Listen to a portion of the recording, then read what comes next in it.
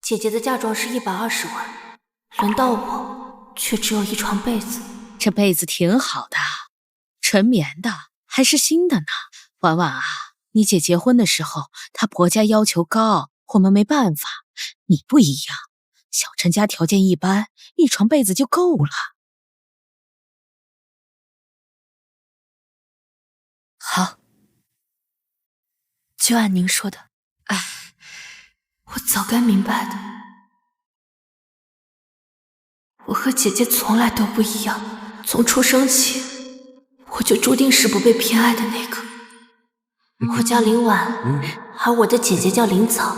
妈妈说生姐姐的时候是早上6点，太阳刚出来。这孩子早早的就出生了，一点都没让我受罪，像个温暖的小太阳。不如就叫他林早吧。好好啊，那就叫林早。生我的时候是晚上11点，妈妈在产房喊了一天。又是个女儿，晚上生的，就叫她林婉吧。名字的差别只是开始，从小到大，姐姐的东西永远是最好的，我的永远是姐姐剩下的。我也曾不止一次地问为什么。妈妈，为什么我过生日的时候没有大蛋糕，也没有礼物？你和姐姐生日离得近，就一起过了，省事儿。哎呀，真好看！这裙子喜欢吗？我们早早长得就是漂亮。妈妈，为什么姐姐有新衣服穿，我没有？你姐姐大了，出门要面子，你小屁孩一个，穿你姐姐剩下的就行了。爸，为什么你只接送姐姐，不接送我？你姐她娇气，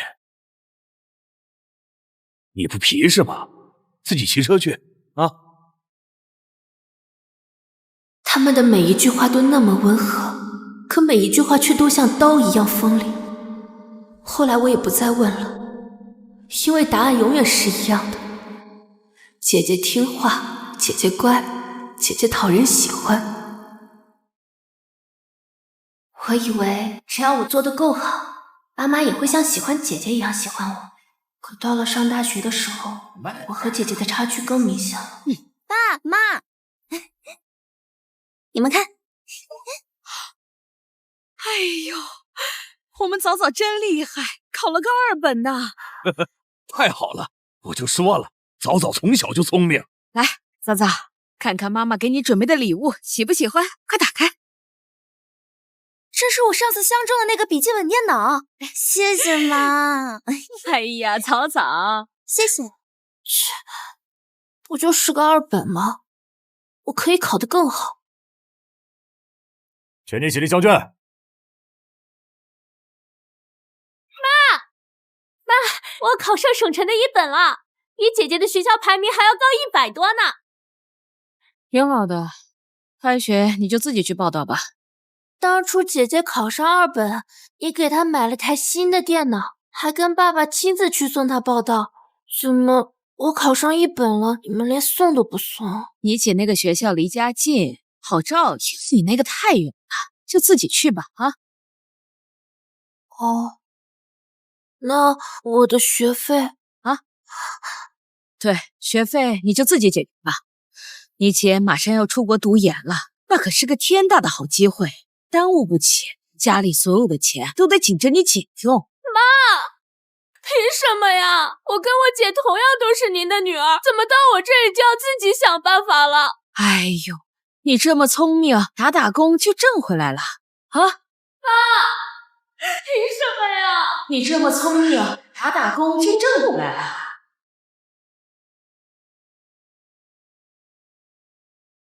开学那天，我一个人拿着行李艰难地赶车。等一下，师傅。而爸妈在送林早去机场。反开门，我还没上车呢。师傅，快点，全村人都等着你呢，小姑娘。不好意思。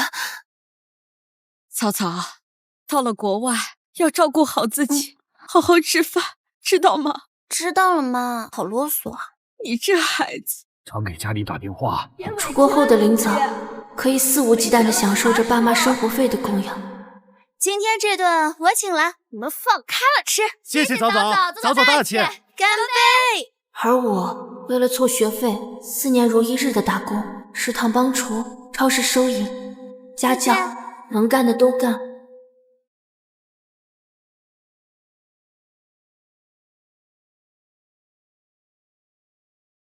喂，妈。婉婉，你姐回国了，明天和老师请假回来吧，我多做几道菜。好。开饭啦！庆祝我们早早学成回国。谢谢妈。这次回国，我给大家带了礼物。爸爸，这个是给你的皮带。哎呦，妈妈，这个是给你的丝巾。还是我们早早有孝心呐。妹妹，这次回国忘了给你带礼物了，下次补给你啊。哎呀，没事儿，你妹妹也不缺什么，下次再给她带啊。吃饭。看你瘦的，在国外吃不惯吧？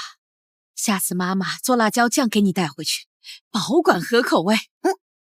这是你妈特意给你做的红烧肉。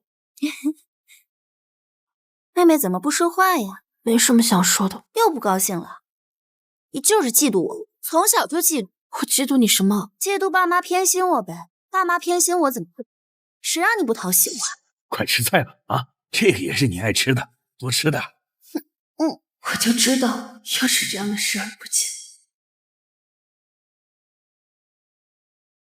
你们先吃吧，我学校还有事，先走了。哎呀，又闹脾气，别管他。早早，我们吃。早早，这次回来就不再出去了吧？不出去了，我要留下来陪妈妈。我真的很不讨人喜欢。嫉妒爸妈偏心我呗，爸妈偏心我怎么了？谁让你不讨人喜欢？讨人喜欢这4个字，我从小听到大，以前只是觉得是自己做的不够好，长大了才知道，有些人的喜欢根本就不用讨，有些人的喜欢讨也讨不到。后来姐姐结婚了，婆家是做生意的，条件不错，对方要求有排面，妈妈二话不说给了120万的嫁妆。早早真是福气，亲家也是体面人儿，以后日子啊差不了。我的，哎，亲家母，早早到了我们家，我拿她当亲生女儿看待。哎呦，我们也不指着他们什么，只要他们幸福就好。在这个家里，我永远得不到平等的爱。姐姐备受宠爱，连同她的爱人都被高看一等，而我呢？叔叔，阿姨，我跟婉婉已经交往2年了，这次来是想和你们谈谈结婚的事情。听说你家是外地的，你爸妈也只是普通的退休工人。啊，是。家里条件太差了，你姐夫家好歹是做生意的。我不靠婆家，我自己能挣钱。你能挣多少？8000块，不吃不喝，一年能挣多少？够买房啊！我们已经付首付了，房子写的也是我的名字。就算这样，那以后呢？房贷就够压垮你们的了。再看看你姐姐，妈，姐姐是姐姐，我是我不用跟她比较。哎，你看看，你看看，我说这些还不是为了他好？你看他什么态度啊？简直是来讨债的，和早早比差远了。最终，我和陈涛的婚期定在了10月。我妈说让回家一趟，谈谈嫁妆的事。于是，我特意请个假回家。婉婉，看看妈妈给你准备的嫁妆。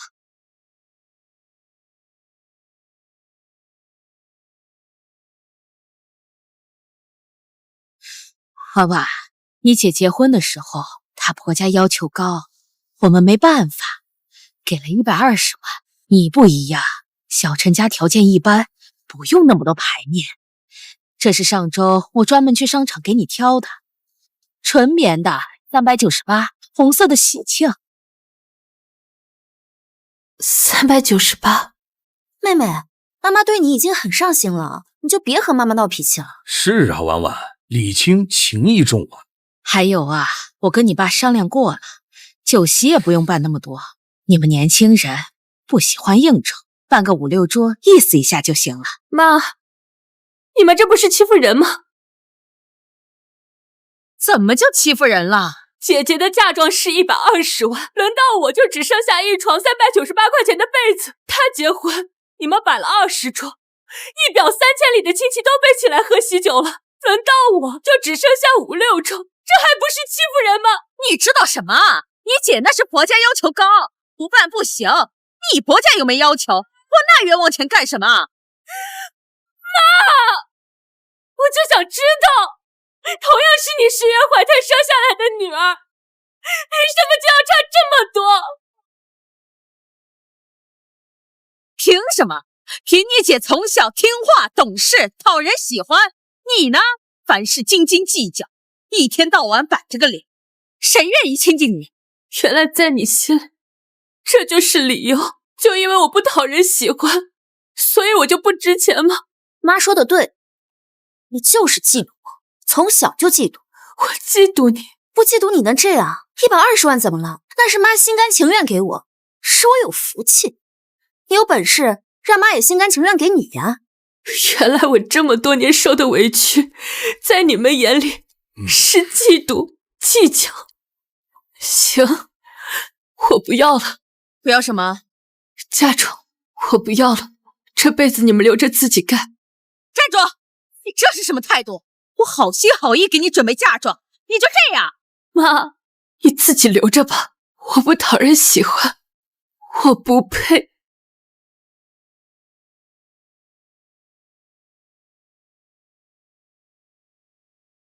你说我是不是真的很不讨人喜欢？你怎么会这么说啊？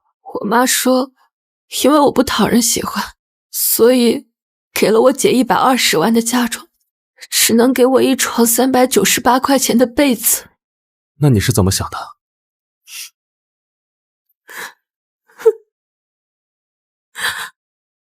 不要了，他们的钱我1分都不要了。可是，没什么可是的，我不稀罕他们的钱，我自己挣的钱够用。行，都听你的。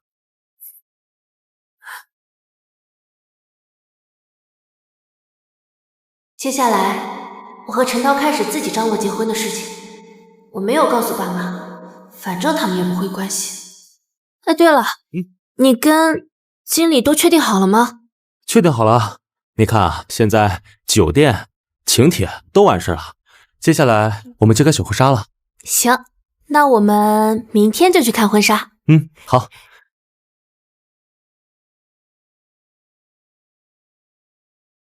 阿姨，这么久不联系我们，婚礼的事也不和家里商量，你现在对我们态度怎么这么差？我态度差？120万和一床398块钱的被子，到底是谁态度差？没完了是吧？我都跟你说了，你姐结婚的时候情况不一样，你是听不懂吗？我就是听不懂，怎么就不一样了？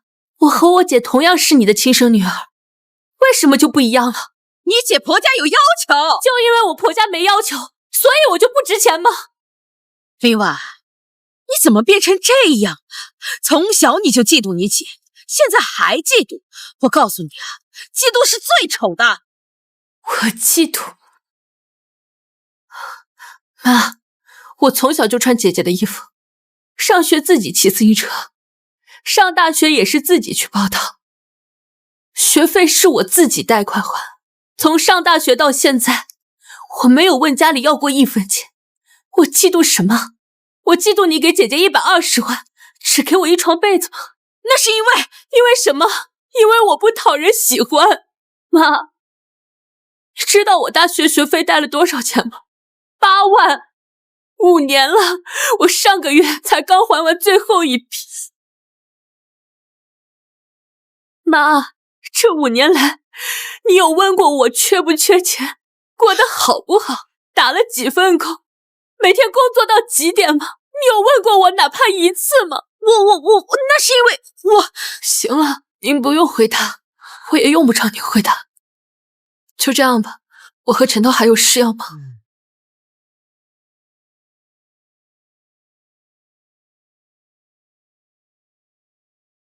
3天后，大姨又带着一帮亲戚来了。大爷、三姑，你们喝水。好。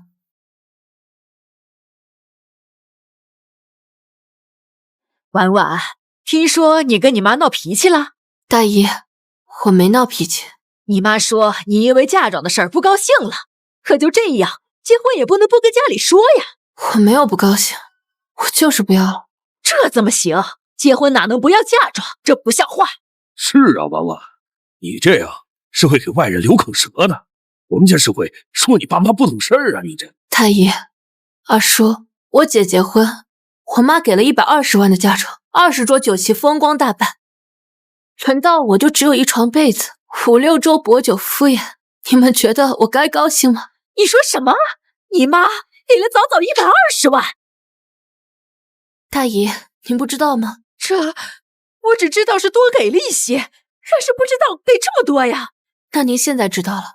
这就算是多给了些，你也不能跟你妈闹啊！她毕竟是你亲妈，她生你养你的。我妈确实生了我，可要说养我，你们是从小看着我长大的，他们是怎么养我的，又是怎么养我姐姐的，你们应该再清楚不过了。衣食住行，花在我身上的，恐怕还没有花在我姐身上的零给。婉婉，你说这家里孩子多，哪有父母一碗水端那么平的？你就理解理解他们啊！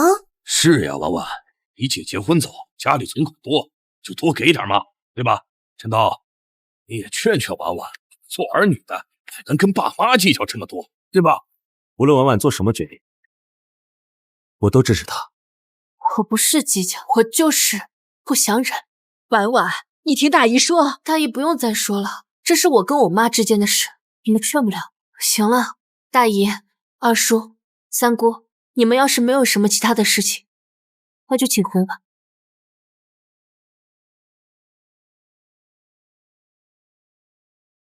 婉婉，二叔还是想劝你一句，这一家人何必计较这么多呢？你这孩子心眼太小。心眼小。婉婉，你还好吧？不是心眼小，是从小到大的忽视和偏心，是20多年的情绪积累。可他们永远都不会懂，因为在他们心里，我永远都是那个不讨人喜欢的二女儿。为了点嫁妆就跟家里闹翻天，这传出去像什么话呀？是啊，婉婉，你妈为了这事儿都跟我哭了好几回了。说到底，这钱是你爸妈的，他们想给谁就给谁。从小你就记录早早，你准备记录到什么时候？事情都过这么久，发脾气也要有限度，咋这么不懂事？传出去像是什么话？这事儿都跟我哭了好几回了。从小你就记录早早，他们想给谁就给谁。为了点嫁咋这么不懂事？婉婉，我们不用管他们怎么说，我们做自己就好了。他们永远都是这个样子，不问缘由，只看表面，然后就站在道德的制高点上，要求我原谅，要求我懂事。所有人都说我心眼小，说我嫉妒，说我是为了图爸妈的钱，真是可笑。120万和398块，这是计较的事吗？这就是赤裸裸的不公平，就是他们的忽视和偏心。我明白的。他们不懂，他们也不想懂，因为在他们心里，我就是那个不讨人喜欢的二女儿，还闹脾气，嫉妒姐姐，不懂事。我虽然不赞同他们的行为啊，但是我觉得他们有一句话说得很对。什么话？都过去了，婉婉，都过去了，你不用原谅过去，但是你必须向前看。你看，你前面有我，还有我们的小家，当然了，还有老公刚刚亲手为你做的一桌好菜。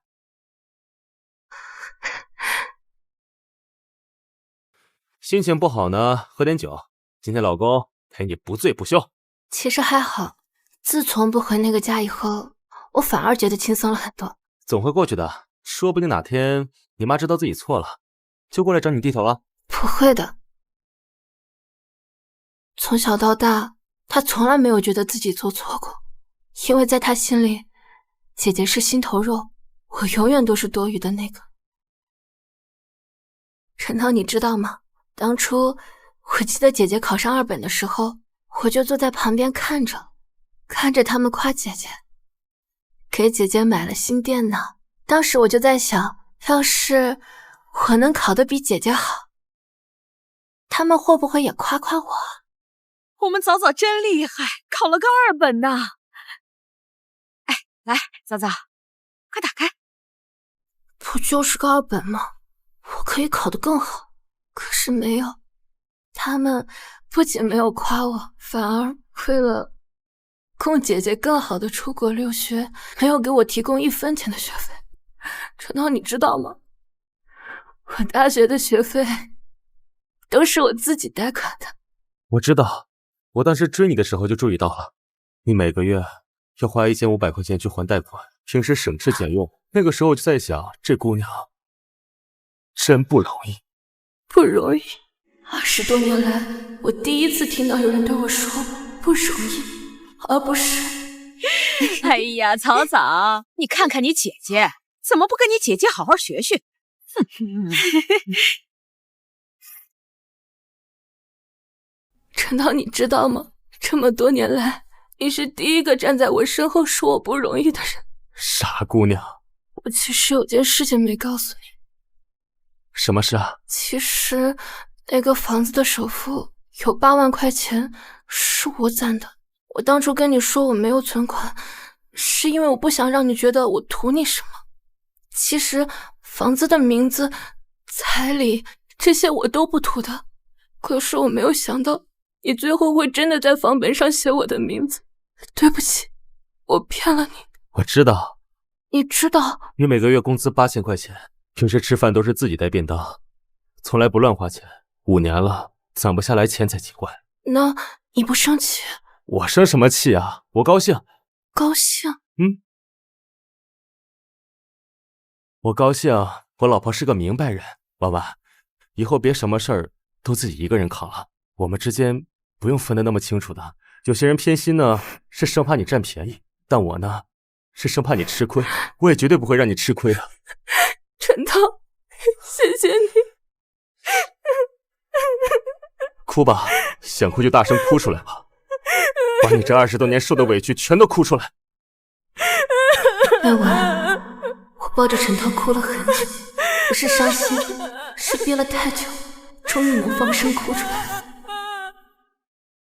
随着日子的推移，我和陈涛的婚期也越来越近。左边，再往左边一点，刚好跟这条线对齐，右边再往上面靠一点点。好了。婉婉，以后这就是我们的新家了。是啊，紧赶慢赶，终于在婚礼前把我们的新家装修好了。婉婉，你爸妈那边还不知道我们结婚的时间，我们要不要通知他们一下？不用，想来他们自然会问，没问就是不想来。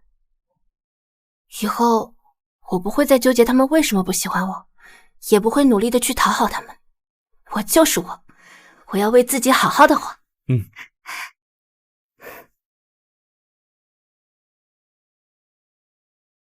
爸妈，哎呦，早早回来了，快过来陪妈妈聊天。哟，女婿你也来了啊！妈，这是我跟早早给你们买的保健品，你快坐下，坐吧。还是你没有孝心，还知道回来陪陪我和你爸，不像你妹妹，这么久了连个电话都没有。哎呀，你这个时候提她干什么呀？你对了妈，婉婉不是说婚期定在10月份吗？怎么到现在还没通知我们？谁知道他在搞什么鬼？自以为翅膀硬了，用不上我们了。我倒要看看，结婚这么大的日子，娘家人一个都不出面，她以后在婆家过不过得下去？你有时间啊，还是去问问你妹妹结婚的日期。她不懂事儿，那是她的事情，咱们面子上面过得去呀，免得落人口舌，让人家笑话，不是吗？啊？好的吧。妹，你们不会打算就在这儿请我吃饭吧？姐，这家店我们就是打工的，不像你老公是做生意的，也没有120万的嫁妆，没钱请你去高档餐厅吃饭。要不是爸妈让我来问你结婚的日子，你以为我会来找你？他让你来的。爸妈让我来问你结婚定在几号，哪个酒店，订了几桌。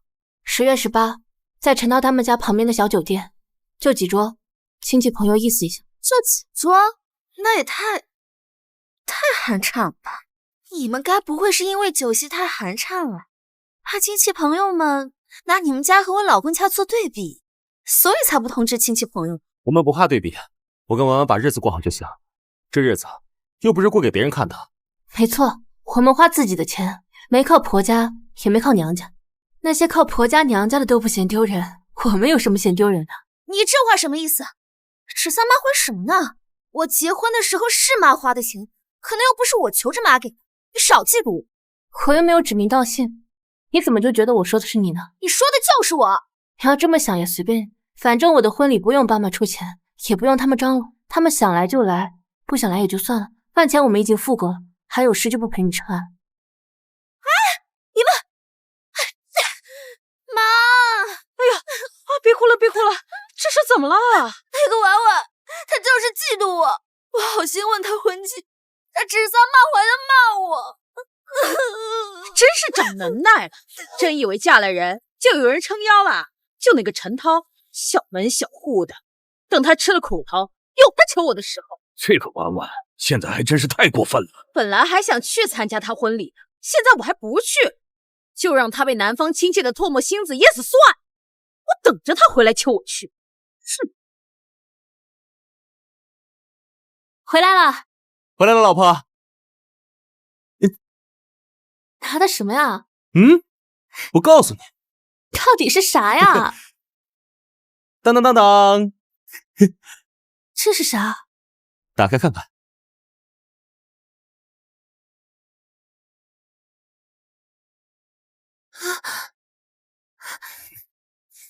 我那天试的那个婚纱，你把它买下来了。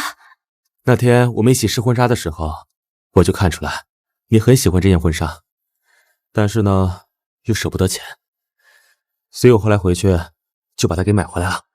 陈涛，谢谢你。那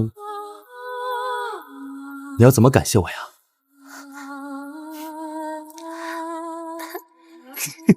这样可以了吧？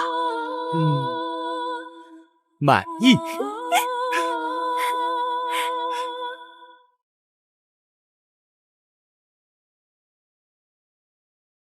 一会儿别紧张，有我陪着你呢。我一点也不紧张，我正在走向属于我自己的幸福。我说嫂子，今天不是婉婉结婚的日子吗？你就准备穿这身去啊？是啊，我记得你这身衣服都是几年前买的了吧？人家新郎心里没我这个妈，没给我这个丈母娘置办喜服，我也只能穿着这身旧衣服了。就陈涛那个家境，还犯不上我专门去买身新衣服。哎妈，你别老说婉婉婆家产，一会让她听到了又给气的。还是早早懂事啊，不像你妹妹。哎，对了，今天你老公王斌没来啊？他最近接了个大生意，在厂里盯着呢。你们看看，我就是对比，就是瞧不上陈涛，怎么了？人家王斌每次来都是大包小包的，嘴巴又甜又会讨人喜欢。那个陈涛就跟林婉一样，去了嘴的葫芦，我看着就烦。今天这衣服我还就不换了，我是他妈，就算穿身破烂，他林婉今天结婚也得来请我，哼，也得来请我。哎，二叔，你别动，那可是婉婉的嫁妆，一会儿还得给她送过去，小心啊，别弄脏。这都快10点了，照理说接亲的队伍也该从新郎家出发了吧？婉婉还没发信息来，不会真不打算叫我们去了吧？他敢？谁家结婚娘家人一个都不出面的，亲戚朋友的唾沫星子都够他喝一壶的。我就不信当着这么多亲戚的面，他陈家丢得起这么大的人。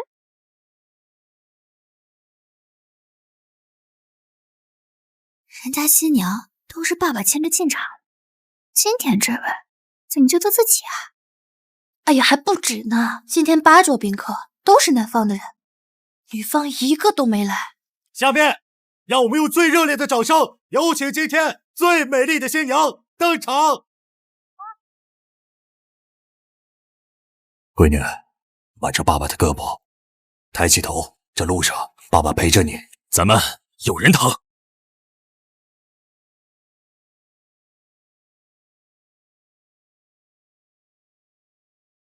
嘿，这不老陈吗？怎么是男方的家长把他牵上来的呀？他自己的爸爸呢？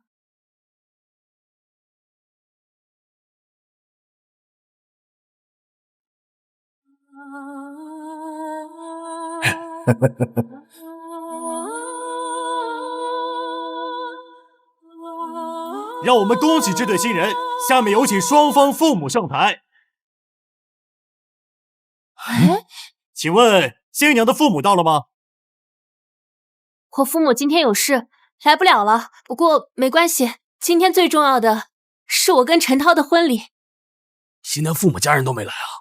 这陈家这儿媳妇儿啊，以后难搞了。你看，亲生父母亲都不给他面子啊。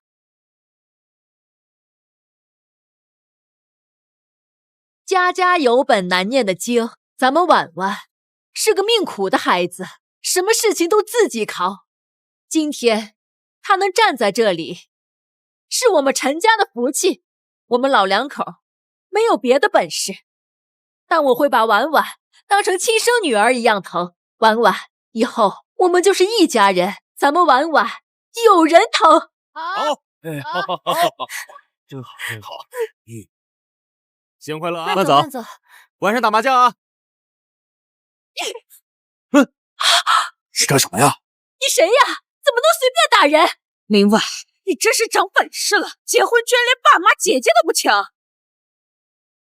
是我没请你们吗？林婉，你怎么这样？嫉妒你姐姐嫉妒成这样，就为了个嫁妆，你要闹成现在这样吗？是啊，婉婉，嫁妆都给你带过来了，你就别和妈闹了。别再说什么嫁妆了，我都不要了。嫁妆也罢，其他东西也罢，你们都给领走吧。婉婉，这就是你不懂事了，这好歹是你妈，你结婚怎么连亲妈都不请呢？就是这一屋子长辈都巴巴等了你一天，你好意思吗你？是啊，婉婉，你这次实在是太过分了啊！你跟大家好好说说，是我没有告诉林早婚礼的地点日期吗？是我没请你们吗？还是你压根就瞧不上我和我婆家，故意不来的？是我就是故意不来，你这么讨人厌，我就是要让你看看没有娘家人撑腰的姑娘有多让人难堪。原来你也知道你不来我会多难堪，世界上怎么会有你们这么偏心的爸妈呀？我就想问一下，今天如果是林早结婚，你们忍心看他这么遭受白眼非议吗？早早怎么可能不懂事到连结婚都不听我们的？而且早早讨人喜欢，她婆家疼她都来不及，不像你。原来你就是婉婉，那个偏心的妈妈。我告诉你，婉婉很讨人喜欢，我们宠她还来不及，用不着你们这些偏心的父母来给她添堵。妈，婉婉现在是我们家的心头肉，我不求你能一碗水端平的对婉婉，但我请你尊重她。陈涛，带着你媳妇儿，咱们走。妈，你别生气了，一会儿我就和王斌把他那床被子给他送过去。好。他也配？早早你就别操心了，以后我就当没有李婉这个女儿。快进来，婉婉呀，一切都过去了，今后啊，我们就是一家人了。要是陈涛敢欺负你，你就告诉妈，妈替你出气。迟到了，妈，真的挺好呀。你可不知道，当初怀陈涛的时候，妈可想有个女儿了。可什么可嘛？我和闺女还没说完贴心话呢。贴心话什么时候不能说呀？人家刚结婚，新婚燕尔的，咱们就别在这添乱了。快走吧，我们走了啊。走了。哦，对了，婉婉，明天早饭不用做了，妈给你们做好，送过来。谢谢妈。拜拜，妈。快走了。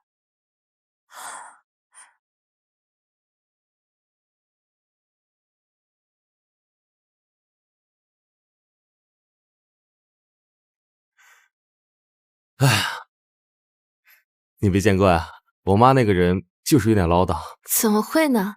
这是我第一次被爱，第一次感受到家的感觉，这感觉真好。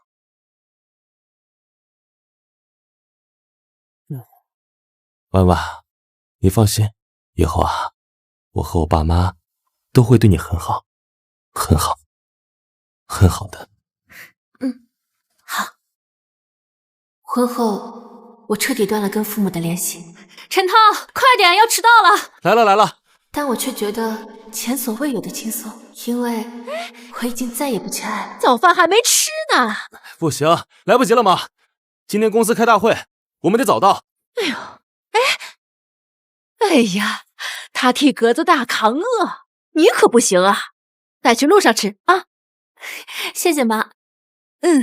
妈，什么叫我体格子大扛饿？你这也太变心了。哎呀，好啦好啦，去上班吧。走了妈。走了吗？不久后，公司给我涨了工资，月薪从8000涨到了12000，陈涛也升职做了小组长，我们的日子越来越好。很快，我们就能换一个更大的房子，到时候就能跟爸妈搬到一起住了。是啊，省得我妈天天电话轰炸，说自己想女儿了。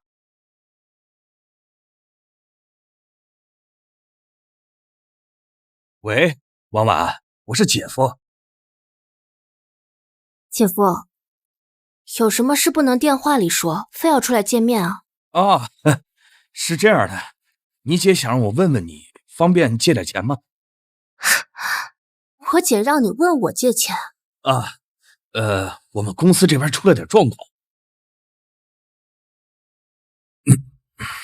公司资金链断了，我跟你姐欠了点贷款，人家那边催得紧，想跟你借个50万周转一下。50万啊？没有。婉婉，救急不救穷，你得帮帮我呀！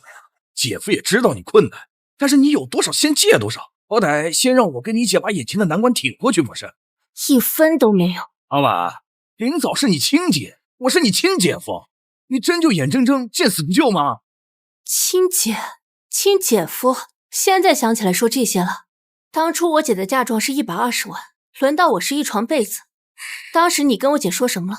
你们说叫我别计较，别嫉妒，礼轻情意重吗？那当时都是你妈。我妈是偏心，可你们也理所当然的接受了，不是吗？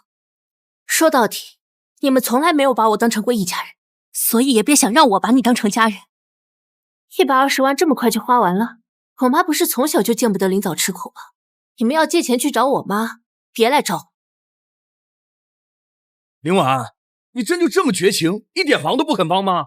姐夫，你们不能一边享受着家里所有的资源和偏爱，一边还要我来给你们收拾烂摊子，剥夺我活下去的权利。人不能，至少不该这么无耻。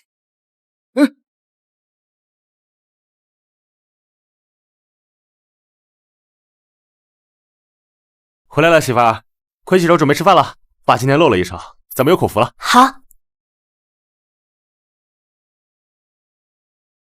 快来尝尝你爸做的鱼，你爸做的鱼啊，可比饭店的都还好吃呢。我当年追你妈，靠的就是做鱼的手艺。去你的，瞎说啥呢？对了，婉婉，姐夫找你是有什么事吗？姐夫说公司资金链断了，想找我借50万。50万？那你是怎么想的？不借。可是不借，你妈那边她会不会再来为难你呀？她会的，她会想尽各种理由逼我，什么一家人，什么亲姐妹，什么姐姐有难妹妹见死不救之类的。那你打算怎么办？不知道，反正我是一定不会借的，因为我现在不是一个人了，我要守护好我自己的家。好孩子，妈知道你心疼我们，这件事不管最后你做出什么决定，我和你爸都理解，都支持。如果你妈真来闹，我去和她理论，我就不信了，她能不讲理到这份上。如果你想借，也别担心，你爸那儿有些私房钱，总归不会让咱们一家人吃不上饭的。你怎么连和闺女充不起我的私房钱了呀？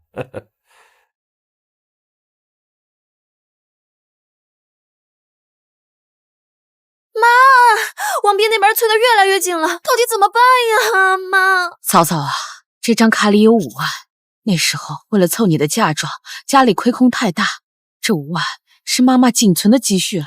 这5万哪够啊？妈，你不是去找过婉婉了吗？她那边到底怎么说？她真的1分钱都不肯借吗？那个死丫头，翅膀硬了，电话不接，信息不回。我看她是铁了心了，要看着我们家毁了。那现在怎么办啊？王斌那边拖不起啊，妈！哎呀，你别急，嫂嫂，我亲自去找婉婉。您怎么来了？我不来，你还准备躲我到什么时候？我没有躲着您，我就是不想借姐姐钱。这房子比你姐那个3室1厅小太多，这是我们自己攒钱买的，够住就好。我也不跟你绕弯子。你姐的事儿你也知道的，就算看在亲姐妹的份上，你就借她一点吧。不借。你怎么能这样？那可是你亲姐姐，她有难你不帮？她是我亲姐姐，您还是我亲妈妈呢。我结婚的时候，您给了我什么？一床398块钱的被子。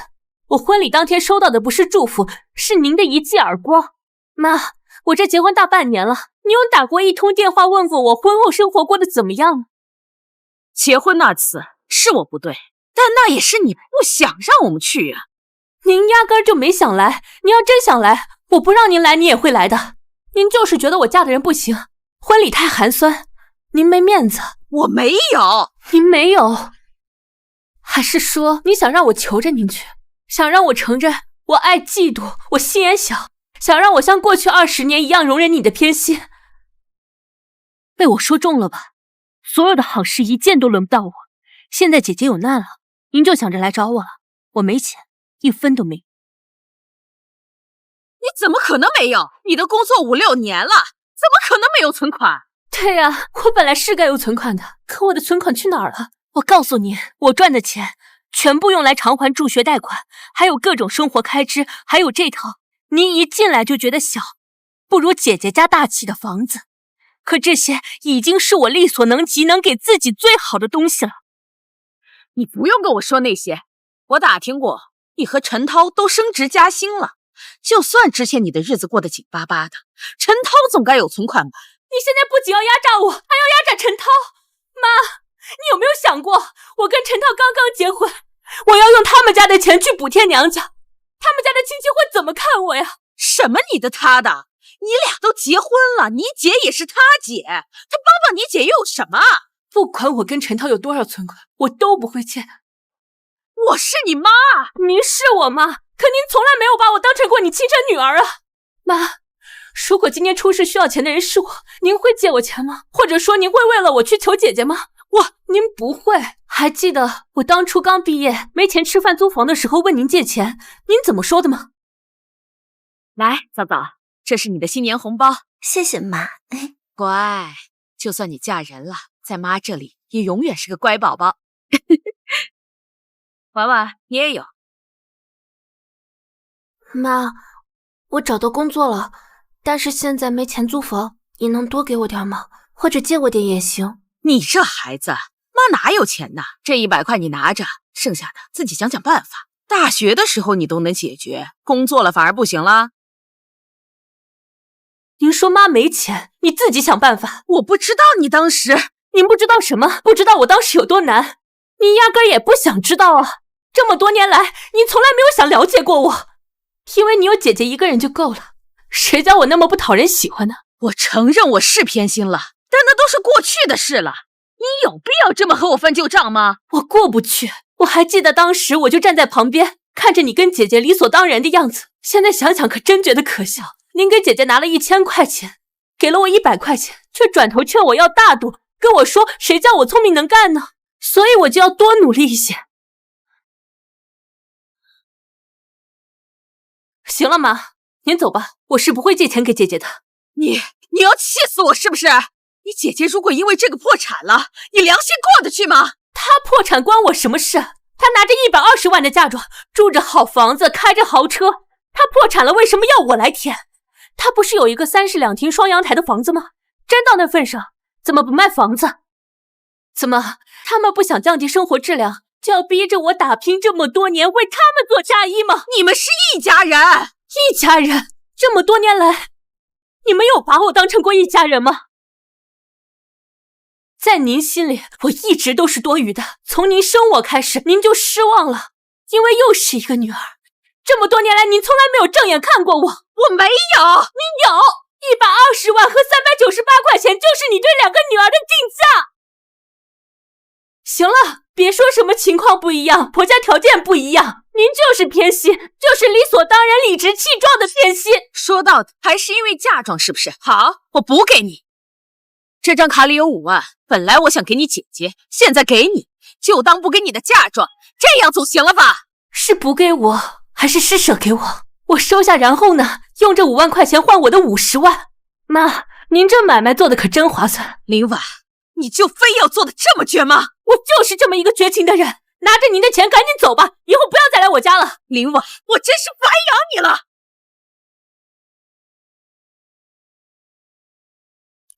大姨，你也是来劝我借钱给我姐的吧？婉婉，大姨打电话来不是为了说这个，你和陈涛结婚到现在，大姨都还没请你们吃过饭呢。正好明天我生日，你把陈涛带过来给我们见见。我放心吧，我没请别人，就是你爸妈他们都不来。明天大姨在饭店等你呢啊！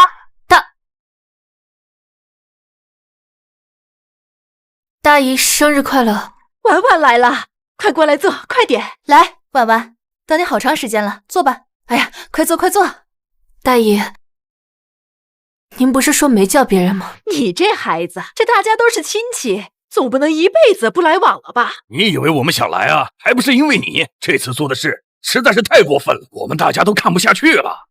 我这是又做了什么人神共愤的事情，需要大家专门组个局来批斗我呀？婉婉，你姐都快破产了，让你帮一下你都不帮，你觉得你这么做对吗？是啊，婉婉，你姐要是真破产了，这我们大家这不都跟着着急吗？婉婉啊，二叔还是劝你一句，这做人做事啊，得给自己留条后路，你以后也有求人的时候。各位叔叔婶婶，关于借钱的事，我还是那个答案，不借。哎呀，你怎么油盐不进呢？哎，你姐姐都快被人堵到家门口了，你就这么眼睁睁看着？那可是你亲姐姐呀！我不借是因为我无能为力，自身难保。可是各位叔叔婶婶应该比我有钱才是啊。阿叔，林早她是我亲姐姐，但她也是您亲侄女儿啊，您怎么不帮她一把？婉婉，你借钱就叫你姐姐周转一下，等她缓过劲儿来了，大姨亲自盯着她，让她把钱还给你啊，行不行？大姨，那您怎么不亲自帮她周转一下？你妈都气病了，你这孩子怎么这么不懂事儿啊你？说我不懂事，我请问一下您，120万和一床被子，到底是谁不懂事啊？怎么都不说话了？动动嘴皮子的慷慨谁都会。我今天就告诉你们，我不会拿我跟陈涛的未来去补别人家的窟窿。你们与其在这里道德绑架我，不如花点时间去劝劝我姐，赶紧把她的大房子和豪车卖了，别总想着一天到晚从别人身上刮油。婉婉啊，不是我说你，你跟你姐比，哎呀，真是差远了。但凡你们能看到一点我受的委屈，都说不出这样的话来。如果你们要借钱给林早，希望有一天我需要借钱的时候，你们也能一视同仁的借给我，谢谢。陈涛，我们走。哎，婉婉，圆圆，你去看一下，快点。婉婉，等一下。表姐，你还有什么事吗？婉婉，你干嘛算得这么清啊？咱们可都是一家人，至于吗？表姐，我还是那句话，你要是觉得不至于，那就你接他吧。我的钱都已经给我弟弟买房了，那我要是手里有钱的话，我肯定也会借的。我可不像你这么冷血无情的。这弟弟什么时候有事情，那做姐姐的都是第一时间帮的呀。所以你弟弟毕业一直在家躺着，你父母养着，你偶尔回家住还要交家用，对吧？这都是一家人，自古以来互帮互助，那不是应该的吗？自古以来都是这样子，就是对的吗？而且这不是互帮互助，这就是偏心。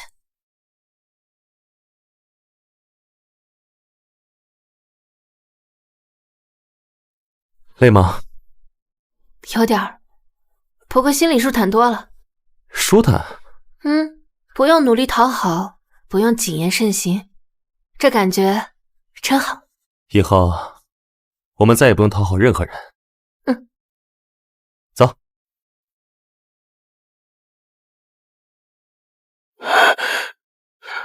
还钱！还钱！快点还钱！还钱！快点还钱！还钱！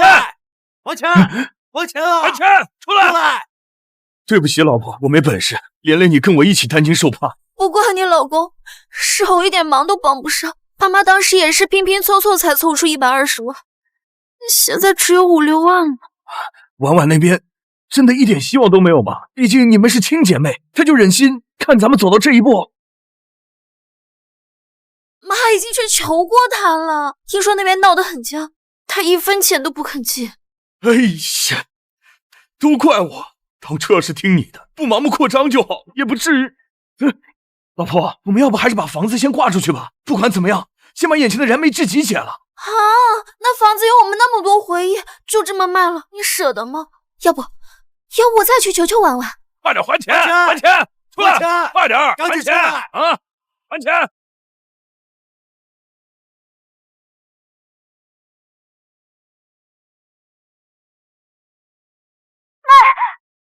你真的一点忙都不肯帮我吗？姐，8年前你跟我说过一句话，你还记得吗？又不高兴了？你就是嫉妒我，从小就嫉妒。我嫉妒你什么？嫉妒爸妈偏心我呗。爸妈偏心我怎么了？谁让你不讨人喜欢？当时你说妈偏心怎么了？谁叫你不讨人喜欢？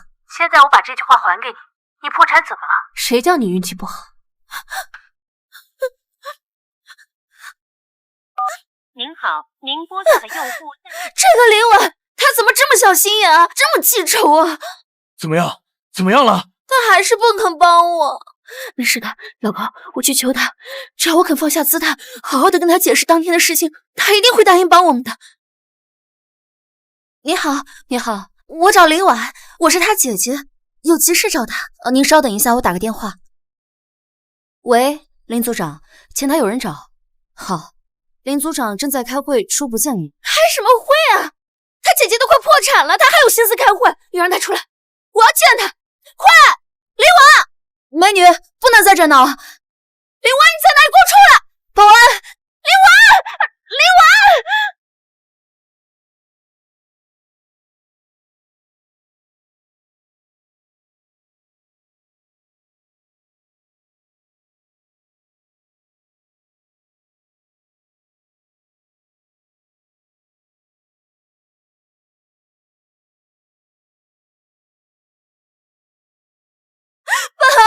妈，王斌公司破产了，我怎么办啊？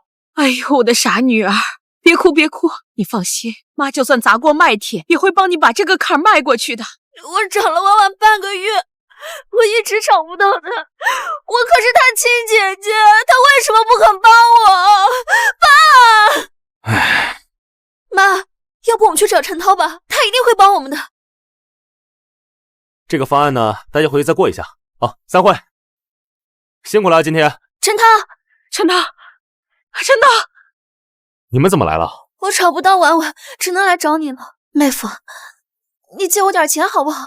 我真的走投无路了。姐，我没钱，我的工资每个月都上交给婉婉。那你去帮我求求婉婉好不好？是啊，陈涛，你是个明事理的人，婉婉不听我们的，你得帮我们说句话呀。一家人哪能眼睁睁看着自家姐姐破产？陈涛，你就和婉婉好好沟通沟通，让她把钱拿出来。那再怎么说，那也是帮她亲姐姐呀。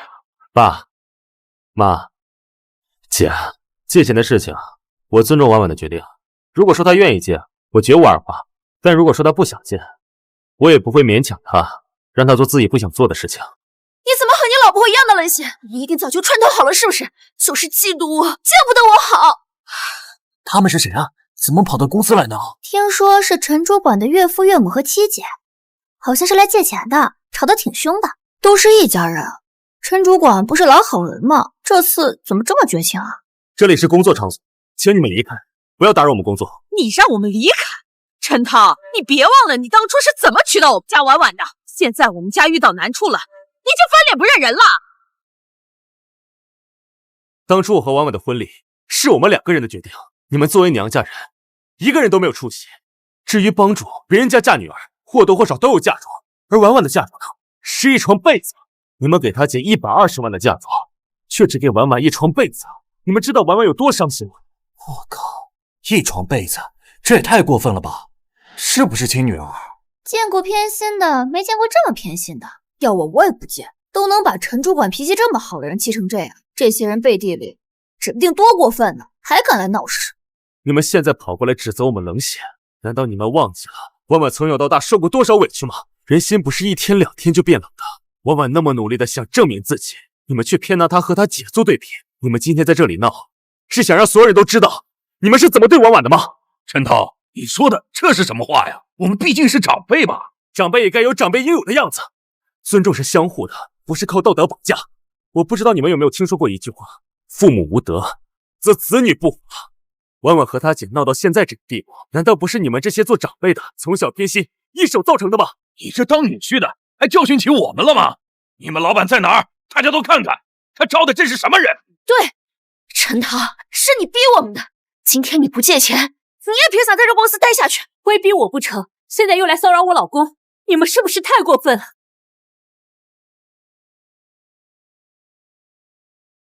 婉婉，你终于肯露面了。你知不知道姐姐找了你好久啊？我知道你对我有意见，以前是姐姐做的不对，你就原谅我一次好吗？帮帮姐姐吧。我说了我不会借你钱的，爸妈不是从小什么事情都帮你吗？现在你也找你爸妈借钱？你以为爸妈没给我吗？他们能给的都给了。要不是实在没办法，你以为我会来求你吗？还真是抱歉，我也没有办法，你去找别人借吧。好啊，林婉，一定要这么绝情吗？就是嫉妒我，嫉妒我比你过得好。现在我落魄了，你一定高兴死了吧？是啊，我高兴死了。婉婉，你不要这样，怎么说她也是你亲姐姐呀，你不能眼看着她有难处不管吧？是啊，婉婉，你姐姐已经这样低声下气的求你了，都是一家人，你就帮帮她吧。爸妈，你们从小就偏心姐姐，为了帮她还债，宁愿掏空家底也毫无怨言。可我不一样，你们从来没有把我当成过一家人，所以现在也不要拿一家人这种事情来道德绑架我。我们什么时候没把你当成一家人了？一家人会从小这么偏心？一家人会给2个女儿的嫁妆有那么大的悬殊？一家人会不来参加我的婚礼？一家人会逼着我拿我全部的积蓄来帮他？林婉，你真的一分都不肯借吗？不借。好，那就别逼我曝光你，不念亲情，要逼死你亲姐姐。好啊，那你最好拍得清楚些。这是你的朋友圈，里面清清楚楚地记录着妈妈这么多年对你的偏心，包括你在国外过着什么样的日子，我在国内又过着什么样的日子。好了，婉婉，别再说了。为什么不说？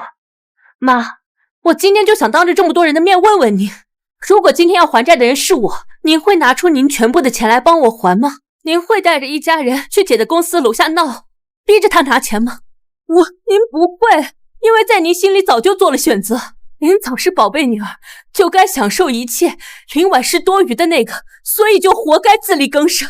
林婉，你够了，你就是嫉妒我，嫉妒我过得比你好。现在我落魄了，你就疯了一样想踩我一脚，是不是？嫉妒，姐姐，我确实嫉妒过你。小时候，我嫉妒你为什么有新裙子穿，而我只能捡你剩下的。长大了，我嫉妒你生日，一家人带你去看烟花，而我却被锁在门外一整夜。妈，我回来了。妈，你们去哪儿了？妈，快开门呀！妈，快开门！从小到大，这样的事情讲个3天3夜都讲不完。可我不是想卖惨，我今天就想讲一个道理：亲情不是单方面的索取，家人也不是道德绑架的工具。如果有些人只有在需要钱的时候才能想到家人，那这样的家人不要也罢。真是没想到，你从小到大心里的怨气这么大。我们毕竟是生你养你的父母啊。生我养我，爸，我从小穿姐姐剩下的，学费自己贷款的，生活费打工赚来的。你要我今天当着这么多人的面把这些账一笔一笔算清楚。李文，你够了！说来说去，你就是嫉妒我，嫉妒我过得比你好。你现在就是想逼死你姐姐，是不是？妈！我不想逼死你，可我不是圣母。姐已经30多岁了，你该为自己的人生负责了。还有5分钟。什么5分钟？我报警，警察5分钟之后到。林婉，你居然报警抓我们，你还是不是人啊？我报的是有人聚众闹事，扰乱公司正常经营。姐，你在我家楼下蹲守，在公司门口围堵，这些已经构成了骚扰。根据法律，我完全有权利这么做。你真的要做的这么绝？不是我绝，是你们逼我做的这么绝。至于姐姐，你的债该你自己还，你的人生该你自己负责。林婉，你真的一点都不念亲情？亲情？妈，您现在跟我谈亲情了？您给姐姐120万的时候，怎么没想过亲情？您能一床被子让我做嫁妆的时候，怎么没想过亲情？你没有来参加我婚礼的时候，怎么没想过亲情？亲情不是我单方面的付出，您偏心了姐姐20多年，这样的亲情我没有。谁报的警？是我，有人聚众闹事，扰乱公司正常经营，已经超过2个小时了。林婉，你竟然真的报警抓我们！林婉，你一定要这么绝情吗？我后悔的是没有早一点绝情。婉婉，婉婉，你还好吗？从来没有这么好过，20多年了，我终于把我曾经想说的话全都说出来了。刚才超棒！我想通了，亲情不该是枷锁，家人不该是深渊。如果有些人注定是你人生中的阴霾，那唯一的办法就是走出这片阴霾。好，我陪你。妈，今天晚上打算做什么好吃的呀？怎么买这么多洋葱啊？早上出门的时候听他说好像要做个什么汤，到家就知道了。他们呀觉得你最近还是不够圆润，整天换着花样给你做。我都胖了最近。哪有？我已经说得很清楚了，你还来做什么？林婉，我最后问你一次，你到底帮不帮你姐？不帮。你真狠心呐！妈，是您亲手把我变得这么狠心的。好，好得很，你别后悔。我不后悔。你以为你自己能过一辈子？你以为你老了不需要家人？妈，我需要的家人一直陪在我身边啊。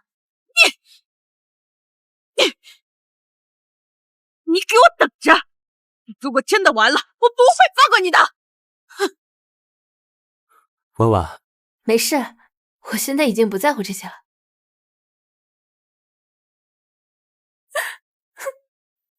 早早，新裙子喜欢吗？喜欢。走，妈妈带你出去玩。妈妈，我也想要新裙子。哎呀，你穿你姐姐的就行了，这不挺新的吗？妈，中间有洞，补一下就行了。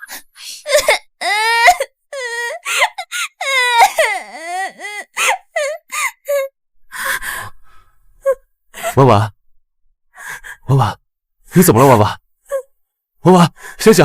婉婉，怎么了？做噩梦了？梦到了一些小时候的事情。什么事？妈妈给姐姐穿新裙子，而我只能穿旧的。小时候，妈妈总跟我说，手心手背都是肉啊，妈妈怎么会不疼你呢？等你长大了，就能明白妈妈的良苦用心了。现在呢？现在等我长大了才知道，原来我妈妈真的不爱我。没关系，我想穿什么裙子，我自己买。我给你买。还钱！还钱！出来！出来！你们来找我这儿干什么呀？谁欠你钱，你们找谁去啊？王彪那小子跑了，他是你们女婿，你女儿做的担保人，他们夫妻俩欠的钱，我不找你，我找谁啊？你说什么？我老公跑了？怎么可能？怎么不可能？我们刚从他家过来，他父母已经跑路到国外，他现在也失联了，再不盯着你们，这笔烂账怕是要下了吧？不可能，我老公说过要一起面对的，他不可能丢下我一个人。您好，您拨叫的用户暂时无法接通，请您稍后再拨。妈，电话打不通，他真的跑了，妈！什么？我就说嘛，他们家早晚得出事。哎呦，可不是嘛！这老两口子一糊涂，一门心思的就扑在大女儿身上了，对小女儿呀不管不问。就是，现在好了，大女儿惹出这么大麻烦，女婿跑了，那以后可怎么过呀？行了，都散了！你们凑什么热闹？在这看什么呢？有什么好看的啊？都怪李婉，要不是她见死不救，你还在怪别人呢？要不是你送给人一床被子当嫁妆，她婉婉那么软的性格，能变成今天这个样子吗？我是管不了了，你们自己闯的祸，自己收拾吧。哎，够了！老子今天是来拿钱的，不是看你们絮絮叨叨、哭哭啼啼的。今天这钱要是不还，别怪我不客气。我们现在真的没钱，你们再给我们点时间，我们一定想办法还。时间我们都已经给过你们时间了，王斌跑路了，今天你们要是不还，要不还钱，要么我还钱，我这句时间3天就给我3天时间。好，3天就3天，3天之后要是再不还，后果自负。走。妈，怎么办？嫂子，这按理说吧，你们家的事儿应该找林婉才对。是啊，这丫头这么狠心呐，真不管你们呐！哎呀，我这钱本来是留着是翻新房子用的。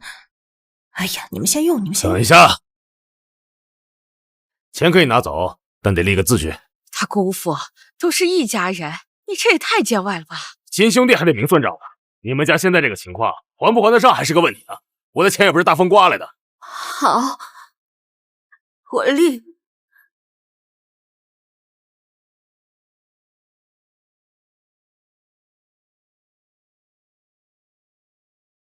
二弟，你就帮帮我们吧。二叔，哟，嫂子，早啊，稀客呀。二弟，你看这事儿。这个早跟婉婉是我从小看着长大的，没想到婉婉看着这么老实，居然这么狠心。嫂子，放心，这个事儿我肯定是要管的。我这里还有。嫂子，我们手头也没什么闲钱，最多就2万，实在是爱莫能助啊。2万，这也太少了。2万是不多，要是你们嫌少，那就算了。不嫌少。你都不知道这几天节气，我和早受了多少气，都怪李婉那个死丫头。要不是李婉不肯借钱，我和她姐姐用得着吃这些苦头吗？唉，我也是最近才听说这个事儿。之前我做手术，我家那口子不知道银行密码，取不了钱。婉婉知道了，二话没说就给我转了10万块钱。后来我才知道，他转了钱给我以后，穷的没钱吃饭，甚至还生了病。你说，他对我一个大姨都这么舍得，他为什么对早偏偏这么狠心呢？难道你们真的不知道为什么？他那是落井下石，想看我好戏。这段时间我也是想明白了，是你们2口子太偏心，所以我们这些人才心安理得的接受了你对早的偏心。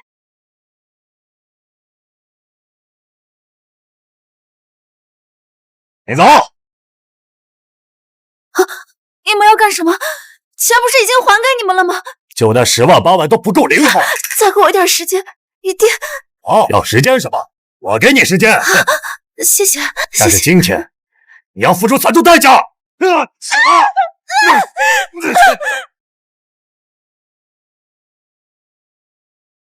喂，表姐，有什么事吗？婉婉，你姐出事了。什么事？早，我可怜的女儿，你要是出什么事，我可怎么办呀？都怪那个林婉，都是他害的你。林婉他人呢？还没来吗？不是早就让他表姐给他打过电话了吗？他姐都伤成这样了，他连看都不敢看一眼啊！就这他还怪父母偏心呢？就像他那种白眼狼，就不配对他那么好。你说这都是一家人，怎么就变成这样了呢？云婉，云婉，你还敢来？我猜你们刚才在里面一定在骂我，说我冷血无情。我姐姐都伤成这样子了，我都不露面。现在我来了，你们又说我还敢来，所以我到底该不该来？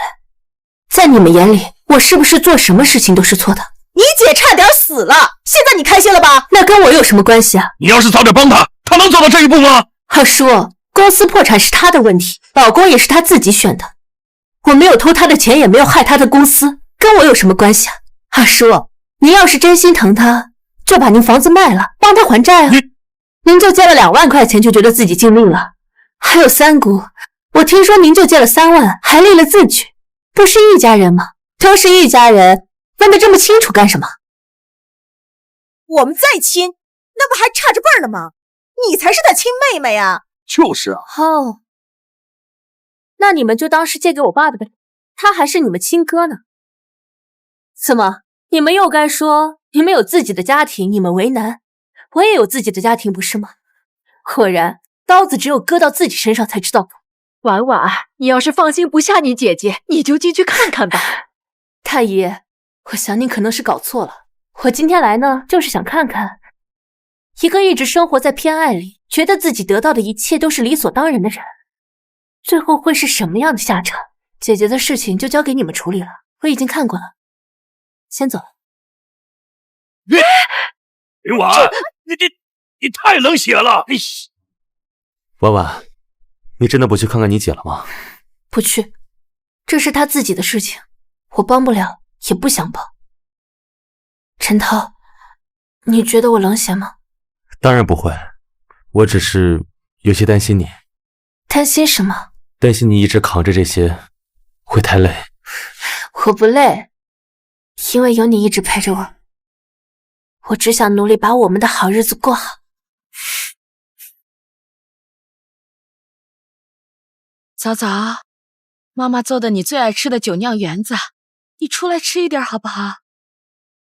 早早，这早早这孩子也太可怜了，一个女孩子扛着有多难呐！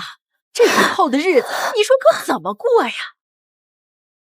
你说这早早这孩子也太可怜了，一个女孩子扛着有多难呐！这以后的日子，你说可怎么过呀？她老公呢？怎么没见出来啊？哎，早跑了，现在人都找不到了。早早呢，120万的嫁妆是不是都被她老公给败光了？难说，她公婆是不管。还要说这林满是够狠心的啊，说不管还真不管。别这么说，这林早也是有问题的。他当年拿着这120万，日子过得可是风风光光的，现在出事了，就想起妹妹了。那妹妹结婚的时候，他去了没有？还真没去，就连妹妹结婚的嫁妆、一床被子，他愣是一句话都没说。那凭什么让妹妹帮他？都说父母无德则子女不和，我看呀，分明就是小姨和姨夫自己作的。现在好，2个女儿反目了，这父母看好的又靠不住，这父母不看好，偏偏自己争气，过得越来越好。唉。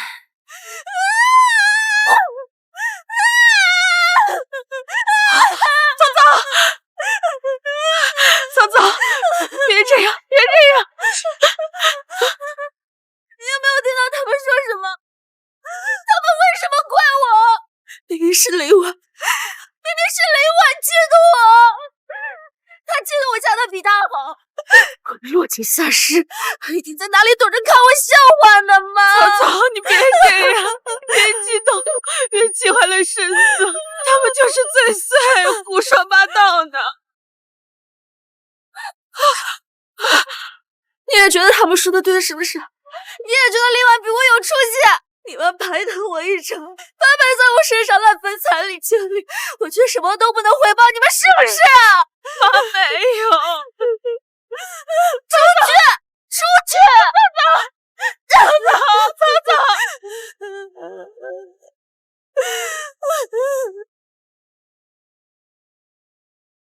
他当年拿着这120万，日子过得可是风风光光的，现在出事儿了，就想起妹妹了。那妹妹结婚的时候，他去了没有？还真没去，就连妹妹结婚的嫁妆、一床被子，他愣是一句话都没说。那凭什么让妹妹帮他？都说父母无德则子女不和，我看呀，分明是小姨和姨父自己作的。现在好了，两个女儿反目了。这段时间我也是想明白了，是你们两口子太偏心，所以我们这些人才心安理得的接受了你对早早的偏心。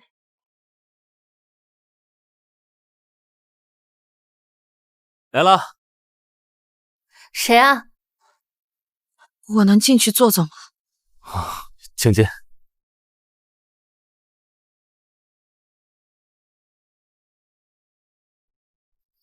喝水。那你们先聊。这房子收拾的挺好的。我们自己收拾的。婉婉，我今天来是想给你道个歉。道歉？这段时间我想了很多，从小到大我确实对你不太公平。你姐从小就嘴甜，乖，会讨大人欢心。你不一样，你话少，倔。那时候我确实更疼她一些。一些？120万和一床被子，您管这叫一些？我知道那件事是我做的不对。就只是那一件事情不对吗？不止吧妈，我跟姐姐的生日明明差了5、6个月，可是你们偏偏说挨得紧，所以小时候我只能看着姐姐过生日。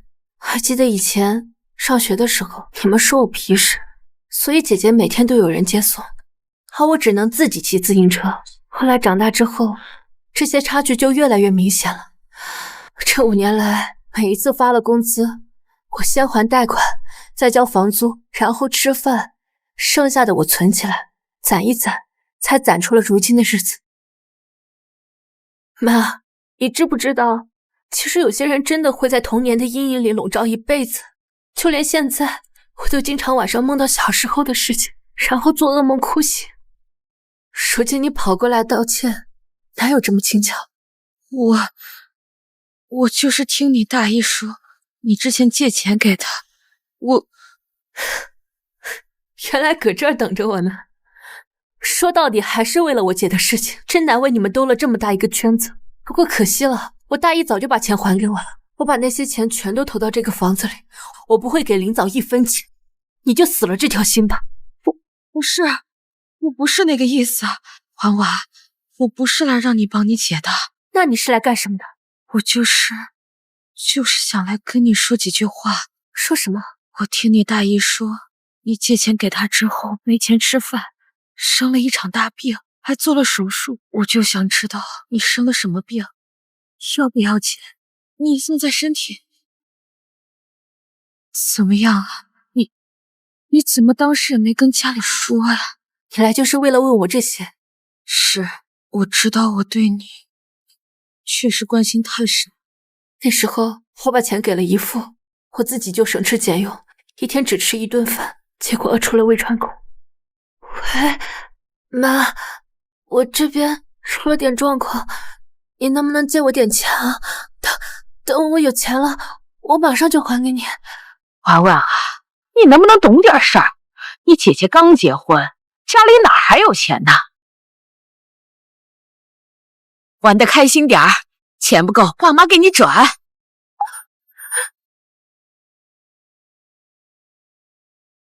后来还是以前的同事同学攒了钱，凑钱给我做了手术。妈，你们想想，一个命悬一线都得不到你们一丝关注的人，看着你们对林早倾尽全部，会是什么样的感受？所以我们之间根本就不是一床被子的问题。你姐的事儿我知道，怪不了你，是我没有一碗水端平，让你受委屈了。婉婉，我老了，你爸身体也不好，往后的日子我都不知道该怎么办。我现在只想对你说一声对不起。20多年了，这是他第一次跟我说对不起，可是这3个字来得太晚了。爸，你的歉我收下了，可是有很多事情不是道歉就能抹平的。我知道。你走吧，我和姐姐的事情你以后不要再管了。婉婉，我以后还能来看你吗？等我想好了，我再告诉你。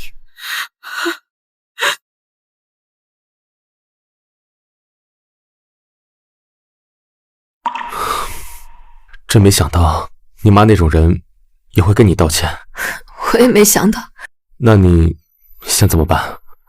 我不知道，总感觉有点不太现实。过去20多年，他从来没有跟我说过对不起，如今突然说了，我反而不知道该怎么办。你不用那么着急想明白的，慢慢来。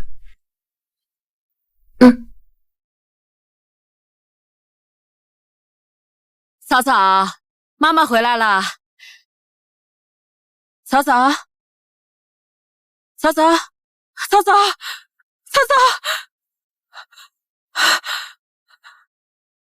妈，我不想活在亲戚朋友的嘲笑里，我去找王斌了。对不起，让你们失望。嫂嫂。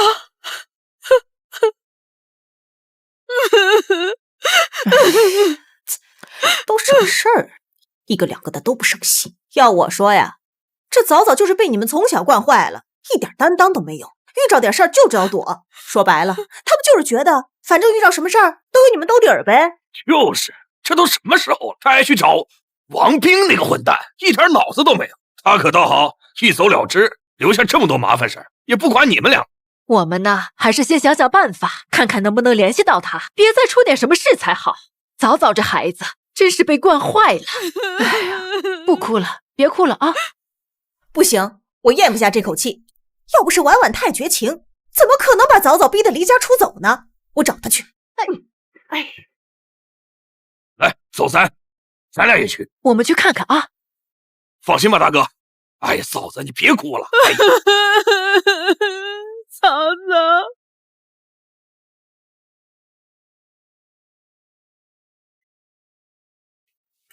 怎么了？他们说你了？这次不是我，是我姐。你姐？你姐怎么了？她觉得王斌不会那样对她，丢下一屁股债去找王斌去了。你看，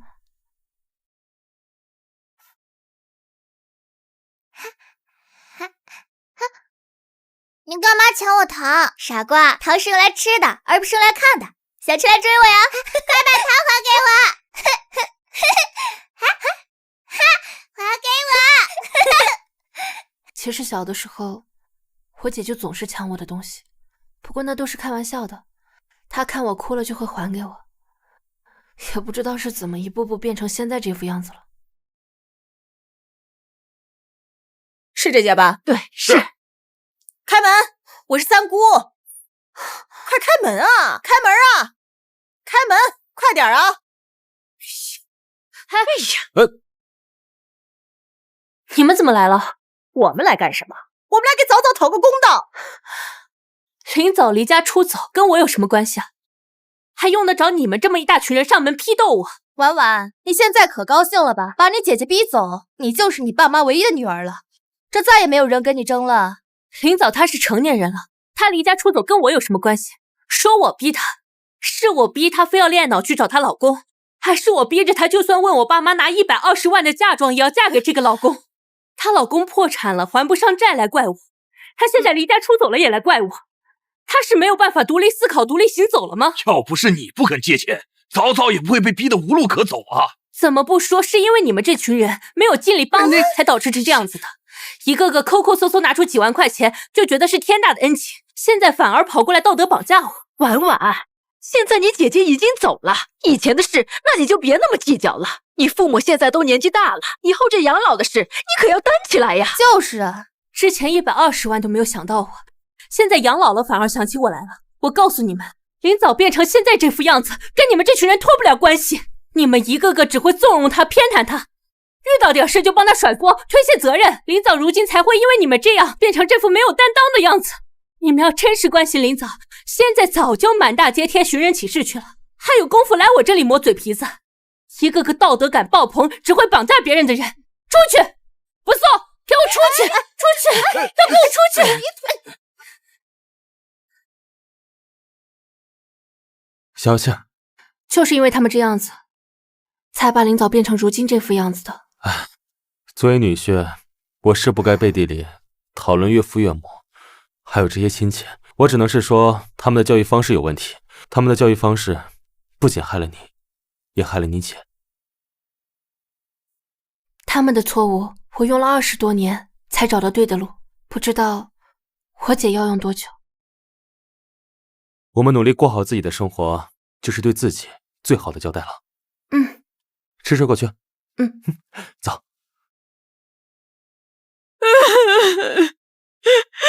怎么了这是？这早早还没有消息吗？已经报警了，警察说早早是自己离开的，就没了下文。要债的断了一段时间，发现早早和王斌真的不在，就散了。要说这早早啊，从小就优秀，还以为嫁给王斌是个什么好的归宿，没想到弄成这样。哎，听说婉婉过得不错啊，和她老公都升职加薪了，真是世事无常啊！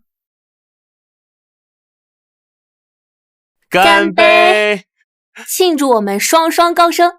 不到1年的时间，我们陈组长就上升到陈主管了，咱们未来的日子也是越来越有盼头。哎呀，哪里，还是我们林组长厉害，一举拿下这么大的项目，看来我们真的可以考虑换一个大房子了。为了我们的大房子，干杯！干杯！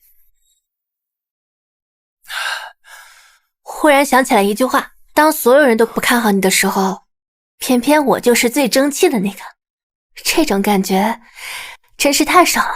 你妈终于不会再拿你和你姐做比较了，也不会再逼着你为她做牺牲了。谁知道呢？他们对林早的偏心都刻到骨头里了，说不定等林早有一天回来了，他们的偏心也就一起回来了。不聊这些不开心的事了，为了我们的大 house， 干杯！为了我们的未来，干杯！干杯，林组长！我妈？喂，妈，这么晚了有什么事吗？妈妈，你姐出事了！啊？早早又不知道怎么样了，别伤心了啊！妈妈，妈，这到底怎么回事啊？这个孩子是……这是你姐的孩子，王斌把所有债务都给了你姐。昨天你姐在朋友圈发了一条很奇怪的消息，说是对不起大家，我已经尽力了。别伤心了。今天一直打不通电话，我就报了警。刚才警察跟我说找到了，他在郊区一个小旅馆生下了这个孩子，然后喝了一整片的安眠药。哎呀，本来以为说早早嫁给那个王斌能是一个什么好的归宿，当初还硬生生凑了120万的嫁妆把早早给嫁过去，结果现在可倒好，怎么变成这样了？你说这叫什么事儿啊？现在好了，一身的债还留下这么个小的，这以后可怎么养啊？这早早啊也不知道怎么想的，这2个大人呢还东躲西藏，你说这又怀个小的，他真是啊一点都不为这孩子着想。那你说这小的怎么办啊？那早早还需要人照顾呢，那总不能让我哥我嫂2个老的一边照顾大的，一边还得照顾这小的吧？妈妈，我知道这些年你过得不容易，也知道你对家里有怨，可你姐现在还在里面抢救，我不能不管她。你妈又是个大男人，你能不能把这孩子带回去，帮忙照看一下？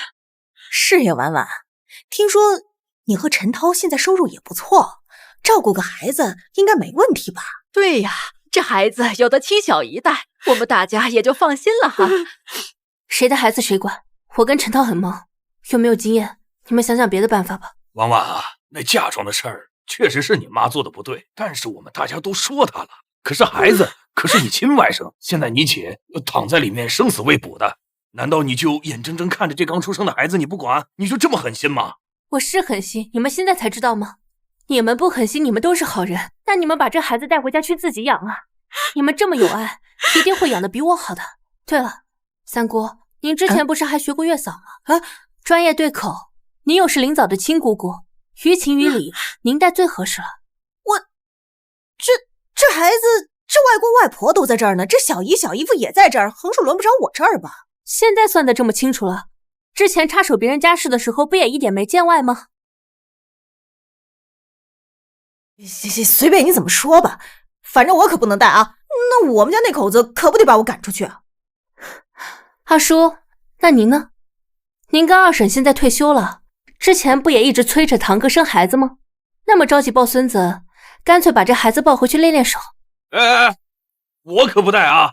我要的可是亲孙子，谁爱带谁带，我不带。大姨，您呢？您不是一直最喜欢我姐姐了？之前老跟表姐说，让她跟我姐姐学学。您虽然当不了她亲妈，但是您可以当她孩子的外婆。哎呦，婉婉，大姨，这确实不方便。你看你表弟现在还没结婚，这我要是帮人带个孩子，这哪家姑娘敢嫁给他呀？我真不行，我不行。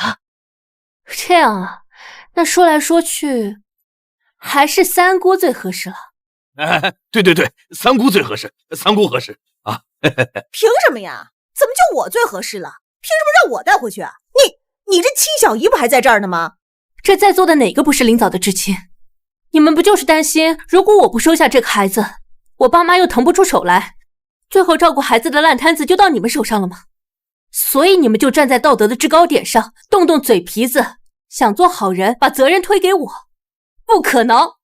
婉婉，我知道你受了很多委屈，可这孩子是无辜的，妈年纪大了，还要照顾你姐，你爸一个大男人身体也不好，你就帮衬几天，等你姐情况稳定了再说，行吗？妈，不是我不帮，是我真的帮不了。我跟陈涛有我们自己的生活，我们规划了未来，这个孩子的出现会扰乱我们的一切。就当妈求你了。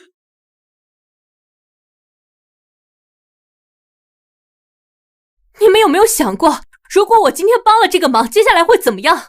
你们能保证他临早出院之后愿意养这个孩子吗？还是说，你们还是想让我像之前一样，为了他临早牺牲掉自己的人生啊？婉婉，这么些年，爸爸没跟你要求过什么，你就看在爸爸的份上，照顾你姐的孩子吧。爸，之前债主找上门，您一句不管了，丢下我妈和我姐就出去了。后来找亲戚借钱，也是我妈陪着我姐去的，所以您没有来逼我。但是眼下这个情况，如果我不接手这个孩子，这孩子就只能由你这个外公来照顾了。所以您急了。婉婉，真没想到你会这么想爸爸呀！这些年偏心的是你妈，小时候不给你买新裙子的是你妈，不是我。让你姐出国留学不给你学费的也不是我，给你姐120万嫁妆只给你一床被子的那更不是我呀。在爸爸心里，我对你姐俩是一视同仁呐。我妈是偏心，但她的偏心都在明面上。可你呢？你有阻止过吗？你有告诉我妈，告诉我姐，他们是错的吗？你没有。你跟我妈一样偏心，你只是嘴上不说罢了。哎，你怎么能这么跟你爸说话呢？我说错了吗？如果今天我不接下这个孩子，那这肯定会对我爸以后的生活造成影响，所以他现在才着急推给我。你们两个白眼狼，我不管了。嘿，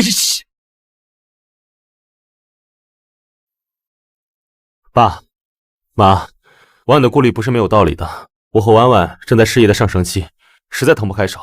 我们可以帮忙找个靠谱的月嫂，但长期照顾肯定不行，毕竟这是林早的孩子，责任呢还是要让他自己来承担。请月嫂要钱呀，我们现在哪还有钱？为了填你姐的窟窿，家里现在欠了一屁股债，连早早治病的钱还是我们东拼西凑的。那我们也没有办法了，是你们的纵容和偏心，造就了现在林早不管不顾的性格。她找老公，怀孕生孩子，包括她自杀是她自己的选择，可是也是你们间接造成的，不是吗？所以现在后果也理应由你们来承担。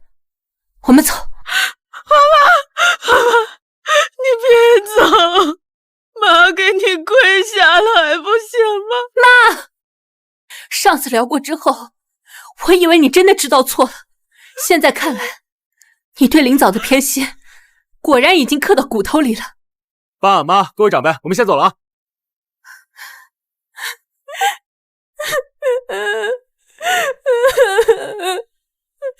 我以为我早就对这个家麻木了，可是刚才听到林早自杀，看到我妈为了林早下跪，我还是会觉得很难过。这才是人的本性啊！真正能做到说断就断的，有几个人呢？你做的已经很好了，你没有被亲情所绑架，守住了自己的底线，没有再妥协，不是吗？陈涛，以后我们有了自己的孩子，一定不要做像我爸妈那样的父母。好。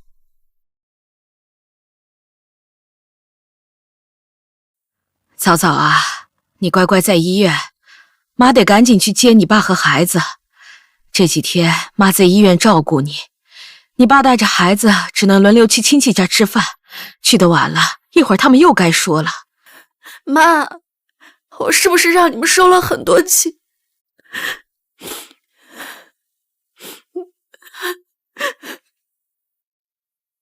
之前那群亲戚说起婉婉来，一个比一个难听，真求到他们头上了，脸色一个比一个臭。婉婉说的对，刀子没落在自己头上，真是不知道疼。我们之前对婉婉太苛刻了。妈，我是不是让你们失望了？是妈不好，这些年妈偏心你，觉得婉婉就该凡事都让着你，让你也变得理所当然。是妈把你惯坏了，也把婉婉的心伤透了。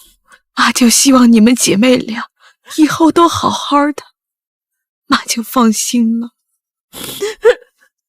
不说了，妈真得走了。乖乖的啊。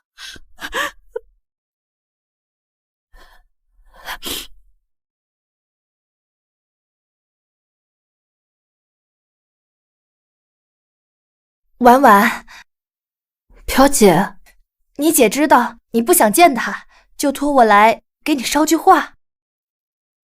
什么话？妹，我当初不是故意要到你老公公司闹的，我实在是太绝望了。我知道你不肯原谅我，但我真的不知道该怎么办。当时，我真的不知道该怎么办。你帮我告诉他，我不恨他，但是我也不可能再帮他。他的债，他的孩子，找爸找妈，找那个给了他120万的家，我只有一床被子，帮不了他。哎，婉婉，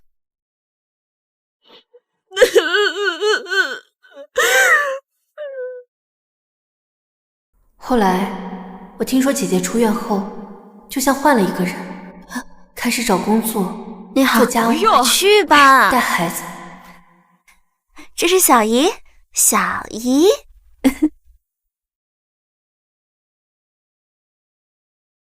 回来了啊，婉婉，我看门口有个快递给你拿进来了，买了什么？我最近没买东西啊。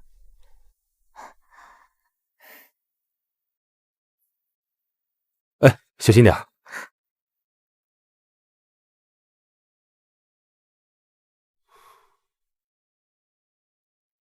妹，是我，姐姐，你放心，我不是想用这盒糖果从你这儿得到什么，我只是想把小时候欠你的还上。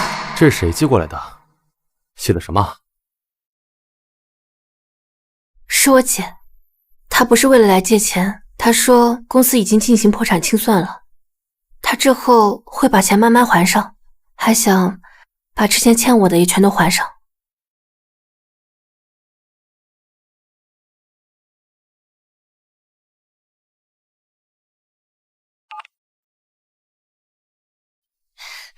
妹，姐，我找到工作了，在一家公司当行政，月薪4000。我现在的情况，已经没有人能帮我了，或者说能帮的都帮了，现在只能靠我自己了。我知道你不想跟我说话，但是我还是想告诉你一声，经过这一次，我也想明白了很多事情。以前是我过得太顺，妈偏心我，我觉得理所当然，你受委屈，我也从来没有关心过你。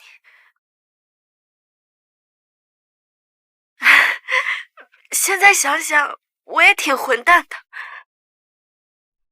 妹，我也不求你原谅我，我打电话给你，我只是想告诉你，我以后不会再打扰你了。你过你的日子，我过我的。如果有一天你还愿意认我这个姐姐，你就打个电话给我吧。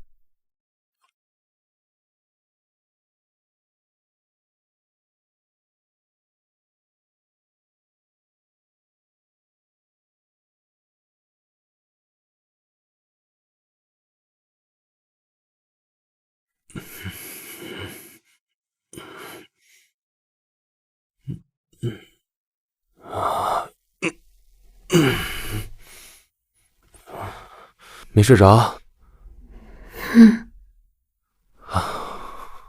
想什么呢？想我姐。你们刚才打电话说什么了？他说他想明白了，说他以前混蛋，他以后不会再来打扰我了。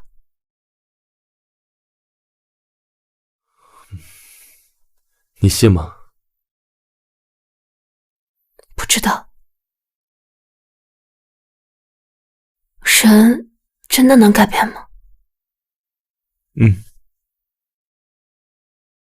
能，就看他愿不愿意了。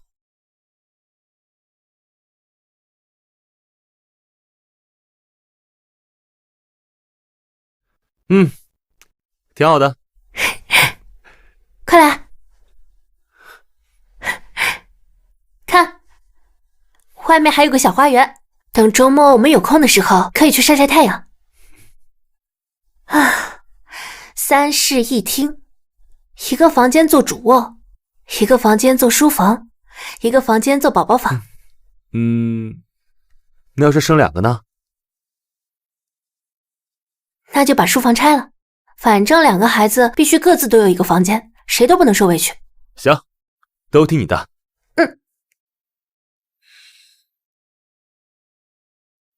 妈，您怎么来了？快请进。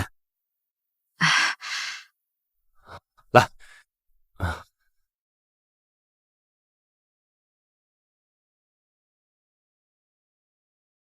今天你们乔迁大喜，按我们这儿的规矩，长辈得来添添喜气。妈，您快坐，我去切点水果。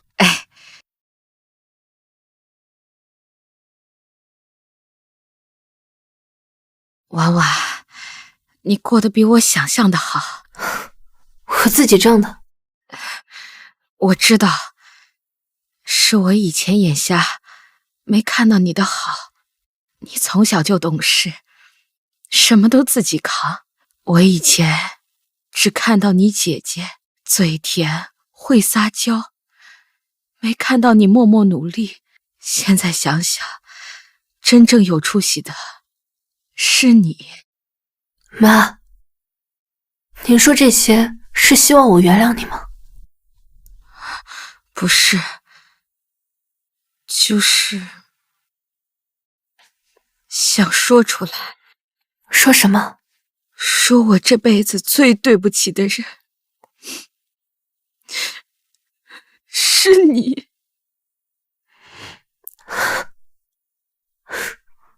您之前可不是这么说的。您说我不讨人喜欢，说我是姐姐的替代品。那是我混账，我把自己的偏心说成是你的问题，其实问题在我。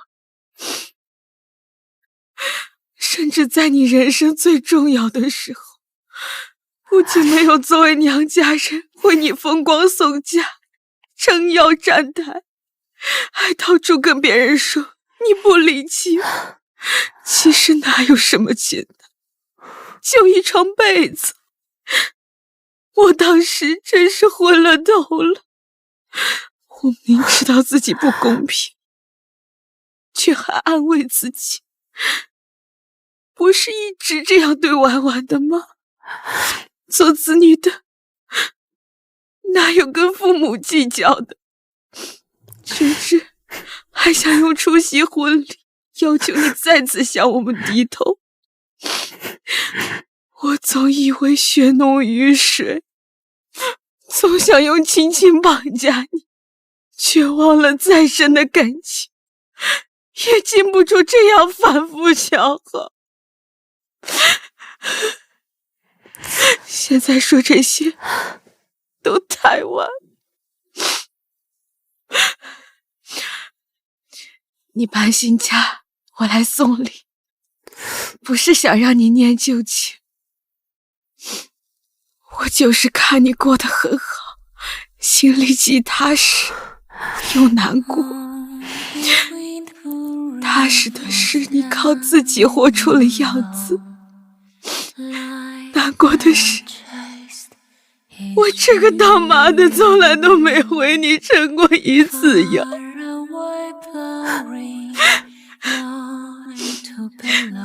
婉婉，你能给我一次机会吗？什么机会？让我补偿你。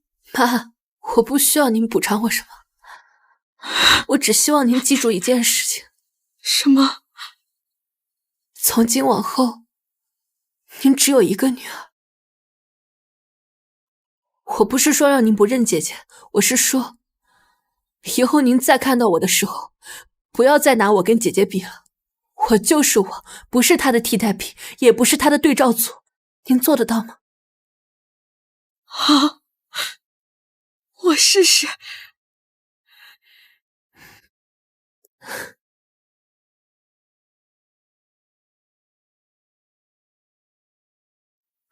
啊？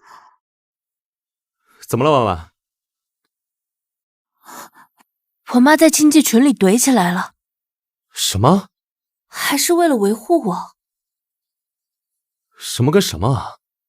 我妈下午来了咱家之后，回去就发了个朋友圈，说祝我乔迁大喜。然后呢？小女儿新家的花园阳光真好，看着她靠自己的双手把日子过成了诗，当妈的心里比蜜还甜。你快把这朋友圈删了吧，这早早看到了得多伤心呐！要说这婉婉也是的，她姐还在那还债呢，她可倒好，自己住上新房子了，还带个大花园，真是也不知道帮衬一下她姐姐。这孩子从小就是自私，不过也还得是自私的人才能过得好啊，毕竟也不用管亲人死活嘛，对吧？婉婉凭自己的本事买的房子，怎么就成了不帮衬姐姐？早早当初自己选的路，现在自己知道努力赚钱还债，这是好事，咱们该鼓励她，而不是道德绑架婉婉。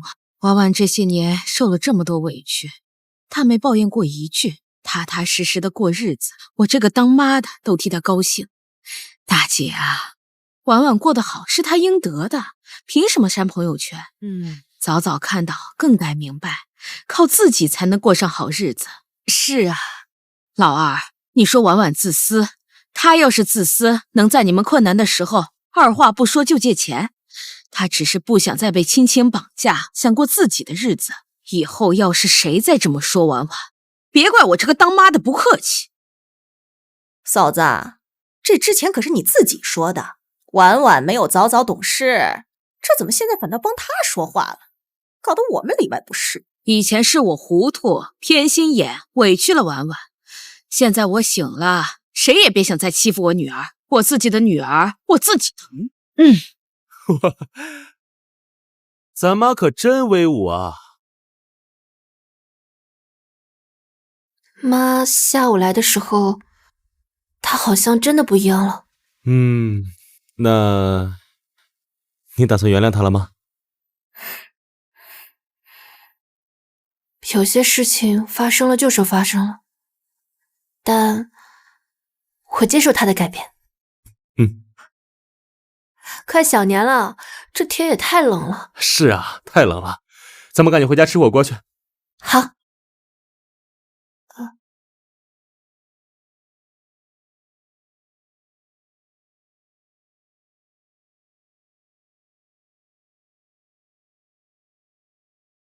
姐，妹，你有空吗？我想请你吃顿饭。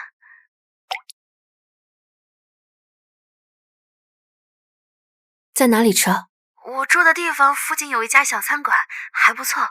好，你发我位置吧。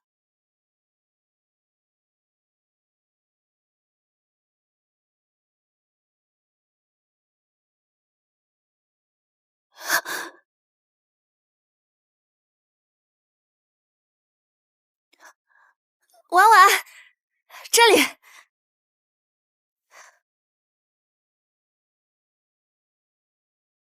快坐。妹，好久不见。好久不见。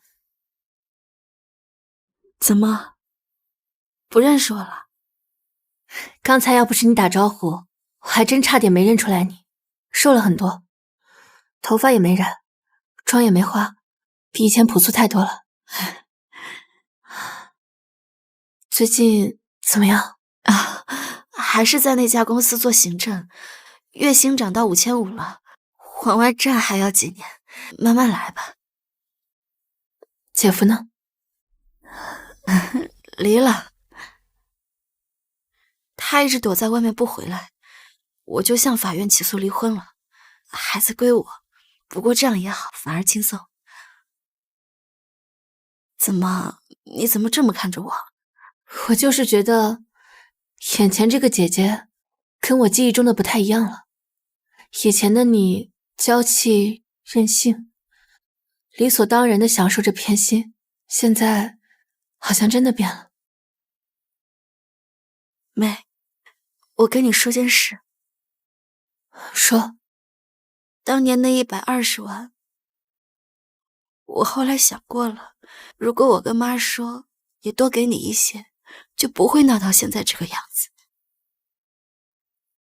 但我没说，我觉得那是我应得的，我没考虑过你的感受。这些年我一个人带着孩子过，受了很多苦，我才发现，以前是我太自私了。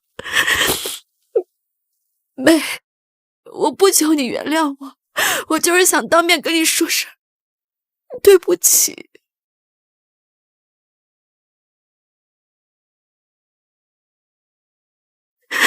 对不起，我以前是个混蛋姐姐。哎呀，真好看！就是嫉妒我，从小就嫉妒。我不求你原谅我，就是想当面跟你说声对不起。时间真的会改变人吗？或许会吧。姐，我不恨你，我真的不恨你，但是我也没有办法像什么事情都没有发生过一样。我知道，我知道。不过我们可以慢慢来，从这顿饭开始。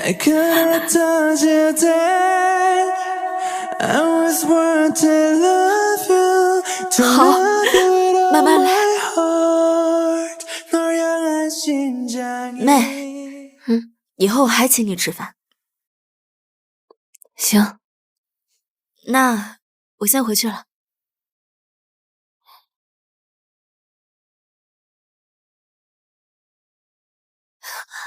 妹，你过得比我好，是我最高兴的事。